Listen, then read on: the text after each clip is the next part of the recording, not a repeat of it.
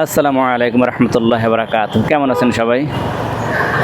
আজকে আপনাদের কয়েকটা কমন কোয়েশ্চেনের অ্যান্সার দিয়ে দিব। সেটা আমার বান্ধবীকে নিয়ে, যে আমি যাকে বান্ধবী ডাকি সে আসলে আমার কি হয়, সে কি করে, পড়াশোনা করে না জব করে, কোথায় থাকে, বিস্তারিত বলে দিই। সর্বপ্রথম কথা হচ্ছে সে আমার ওয়াইফ, আর আমাদের বিয়ে হয়েছে 1 বছরের উপরে হয়। বিয়ের আগে 12-13 বছর আমাদের পরিচয় পর্ব প্লাস রিলেশন ছিল। তো বান্ধবী থেকে সে আমার বউ হয়ে যায়। দ্বিতীয়ত হচ্ছে সে নার্সিংয়ে পড়াশোনা করে, 4th ইয়ারে পড়াশোনা করতেছে। তৃতীয়ত সে জব করে না, তার পড়াশোনার সুবাদে তার ক্লিনিক্যাল প্র্যাকটিস থাকে সপ্তাহে 3 দিন মর্নিং, 3 দিন ইভিনিং, 3 দিন নাইট। এটা তার পড়াশোনারই একটা অংশ, সেজন্য হসপিটালে যেতে হয়। আর ওই সময়টাতে আমি তাকে পিক অ্যান্ড ড্রপ করি, ভিডিওতে দেখেন।